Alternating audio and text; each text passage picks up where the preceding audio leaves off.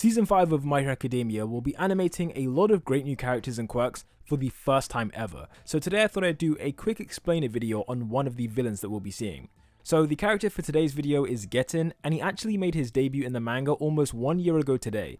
And since that first appearance, there's been a ton of fan speculation about him, with the most prominent theory being that he is actually Toyo Todoroki and not Dabi. I personally feel confident in saying there's a 0.0000001% chance of that actually happening, but I felt I should mention the idea because it is the most prominent theory about Getten, and like I said, there is the tiny chance that Horikoshi could troll us and actually do something like that. But with that said, this video will not contain any plot spoilers for Season 5, but it will explain his quirk and his philosophy, and I'm briefly going to touch on how I think he would compare in a fight against Shoto, so do be sure to subscribe and let's get into it.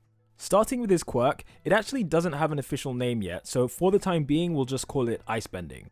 Now, contrary to what you might expect, this quirk does not allow him to generate ice from his body like it does for Shoto, but instead it allows Getten to freely control all ice within a certain range. Now, the range of the ice that he can manipulate is pretty wide. From this panel in the manga, we can see it covers at least an entire neighborhood worth of buildings, and given how much he's trained, I would estimate he can go much further than that. With this power, Getten can warp the ice into structures that support him in battle. For example, he can make a giant pair of ice hands which he can then manipulate as if they were his own hands, or, as we see in this panel, he can seemingly shoot ice into the ground which then propels him into the air.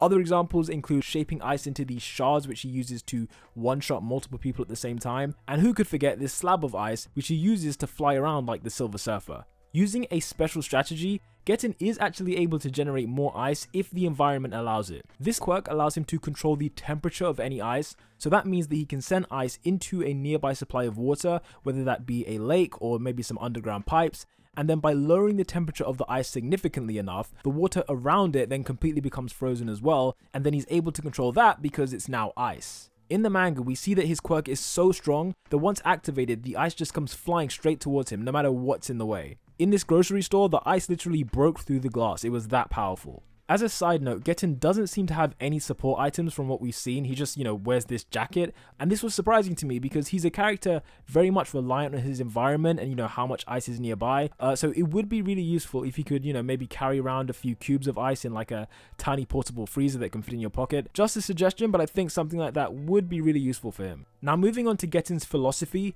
I'm sure some of you noticed in Season 4, but we briefly saw a glimpse of this book, which is titled The Meta Liberation War. This book was written by a criminal known as Destro, who is someone that we saw earlier in the season during one of Gentle Criminal's flashbacks. Destro believed that everyone in society should have the ability to freely use their quirks. Getten himself is a firm believer in these ideals, and he takes it a step further and envisions a world in which people's societal status is purely based on the power of their quirk. And the group that Getten has aligned himself with in the series also believe the same thing. Due to this belief, he's honed his quirk literally his entire life and never actually attended school because he was too busy trying to master this ability. What this means is that Getten has trained longer with this quirk than most professional heroes, which is pretty crazy when you think about it. As a consequence of that, Getten has amazing technique and also has a very good perception of his opponent's weaknesses, and we'll be seeing that in Season 5. However, when we look at the Ultra Analysis book, his stats are not as great as you would imagine, with his technique being rated a 4 out of 6, which for a guy who's practiced his entire life is not really that great. I mean, Deku has a 5 out of 6 and he's only had his quirk for like 1 year. But I will say, in my personal opinion, I feel like the Ultra Analysis book, while it is a good reference point, many of the ratings are just absurd and don't make too much sense. Regardless of that, we've had our fair share of elemental quirks in this series, and I gotta say, Ice Bending is definitely one of the best. It would have been seriously overpowered if he could generate ice from his body, but given that Getten isn't really meant to be a boss villain, I think Horikoshi did the right thing in giving it the limitations that it has. Bearing all that in mind, how would he compare in a battle against someone like Todoroki?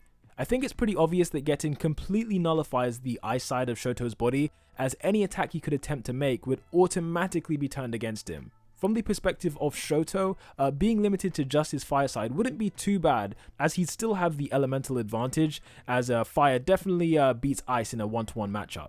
That said, Getten isn't really the type to be intimidated by an unfavourable matchup, as he possesses an unshakable faith in his abilities, and that's why I reckon if they fought each other 1 versus 1, as they are right now at least, as long as Shoto doesn't know about the ice bending ability in advance, I reckon that he'd use it and then Getten would catch him by surprise and take him out before he had a chance to rethink his strategy. Like I said, we'll be seeing him do his thing in Season 5 during the My Villain Academia arc, and I personally believe that when it comes to his big fight that happened in the manga, I think in the anime it will be extended and drawn out a bit more. That's just my personal hope, but I do actually think it will happen. Thanks for watching, and I do have a video coming tomorrow, so be sure to subscribe and turn on notifications. Peace out.